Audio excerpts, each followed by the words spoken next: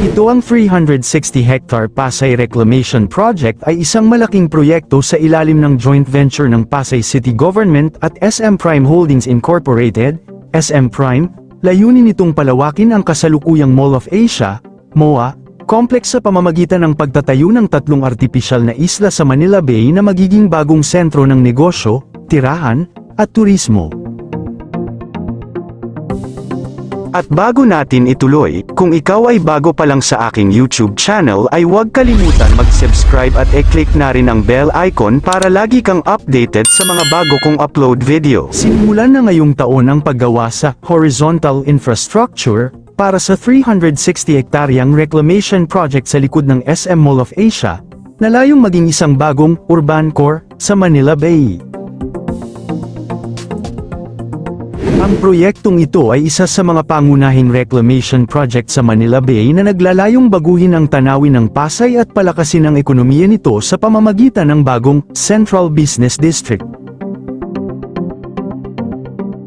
Matapos makumpleto ang sand filling, pagtatambak ng buhangin, noong huling bahagi ng 2025, ngayong taong 2026 ang itinakdang simula ng horizontal infrastructure construction, kabilang dito ang paglalagay ng mga kalsada, drainage systems, water lines, at electrical grids sa reclaimed land.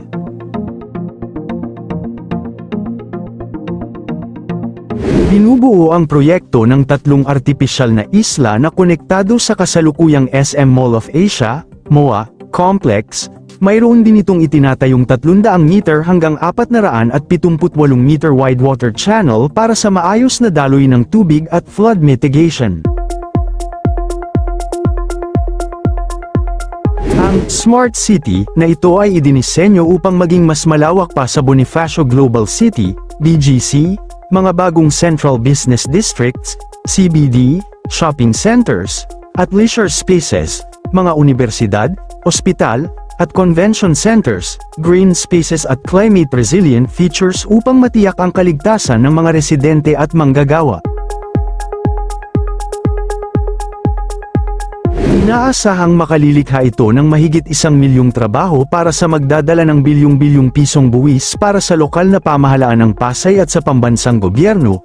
Ang buong proyekto, kabilang ang mga gusali, vertical development, ay inaasahang matatapos bago matapos ang 2028. Nakatutok ang disenyo sa pagiging eco-friendly at matatag laban sa pagbabago ng klima, climate resilient, sa pamamagitan ng green and blue infrastructure, tulad ng mga mangrove at rainwater collection systems, layuning mabawasan ang siksikan sa Metro Manila sa pamamagitan ng paggawa ng bagong sentro ng komersyo at tirahan. Ang mga development ay idinisenyo upang maging walkable, climate-resilient na mga lungsod na may kasamang green technology, solar tidal power, at mahusay na public transport, kabilang ang mga water taxi.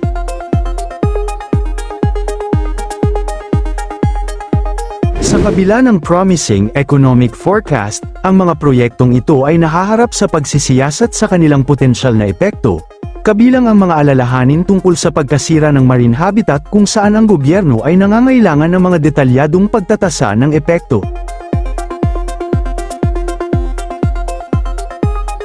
Bukod sa SM 360 hectare, mayroon ding ibang reclamation project sa municipal waters ng Pasay gaya ng Pasay Harbor City 265 hectare, isang joint venture sa pagitan ng Pasay LGU at Pasay Harbor City Corporation, na binubuo ng 2 isla. Magtatampok ng 9 na kilometrong waterfront, mga kalsada, 89 na ektarya, at mga pampublikong espasyo, parks, gawing commercial business district by the bay, ang area, kasama ang residential, commercial, at tourism facilities. Ang proyekto ay isang joint venture sa pagitan ng Pasay Harbor City Consortium at PRA, na inaprubahan ng Office of the President.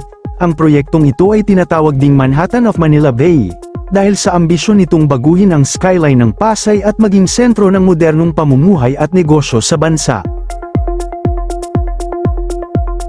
Iuugnay ito sa kasalukuyang SM Mall of Asia, MOA, complex at magkakaroon ng mga arterial road patungo sa mga pangunahing daanan gaya ng Rojas Boulevard, Cavitex, at NAIA Expressway. Ang PHCC ay isang consortium na binubuo ng Udene Development Corporation, UDEVCO, Alticon Builders, Incorporated, at China Harbor Engineering. Tinatayang aabot sa 72 bilyon pesos ang halaga ng proyekto. Noong 2022, nakakuha ang PHCC ng 57 bilyong pesos syndicated loan mula sa 5 malalaking bangko sa Pilipinas para pondohan ito.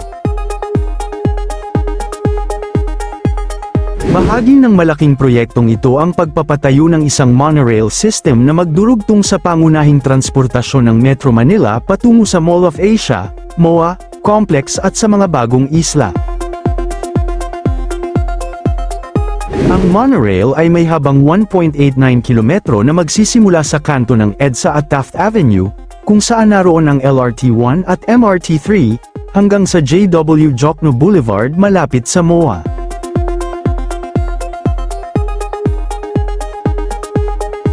Ididikit ito sa mga umiiral na linya ng tren, LRT1 at MRT3, pati na rin sa EDSA Busway at EDSA Greenways para sa mas madaling pagbiyahe ng mga commuter. Ang magiging pangunahing istasyon nito ay itatayo malapit sa iconic na MOA Globe. Bahagi rin ng development ang planong istasyon para sa North-South Commuter Railway, NSCR, malapit sa MOA upang mapadali ang access ng mga tao.